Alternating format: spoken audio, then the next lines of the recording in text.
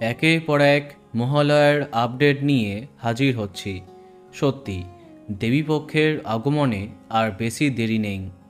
বাঙালি অধীর আগ্রহে অপেক্ষা করে আছে মায়ের আগমনের জন্য। ইতিমধ্যে জি বাংলার মহালয়াতে ইঠিকাপালের দুর্গা হবার কথা তোমাদের জানিয়েছি। তার সাথে দেবীর আরও কিছু রূপে কে কে থাকবেন তাও জানিয়েছি।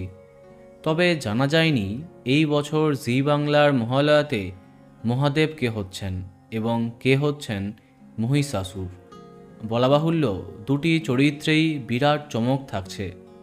এবার জি বাংলার মহালয়াতে মহাদেব হচ্ছেন রণজয় বিষ্ণু, তেমনটাই জানা গেছে। অন্যদিকে আগে মহাদেব চরিত্রে তাক লাগানো জি বাংলার জনপ্রিয় নায়ক হচ্ছেন মহিষাসুর, আর তিনি হলেন রুবেল দাস, অর্থাৎ যার মহাদেব হওয়ার কথা প্রথমে শোনা গেছিল তিনি হচ্ছেন মহিষাসুর। তেমনই জানা গেছে। বলা বাহুল্য এই বছর জি বাংলার মহালয়াতে নতুন দুর্গা, মহাদেব, মহিষাসুর থাকছে। তো বন্ধুরা, কে কে এক্সাইটেড কমেন্টে জানাতে পারো। আর এই রকমই আরও অনেক ভিডিও পেতে সাবস্ক্রাইব কারেন্ট পজ। ধন্যবাদ।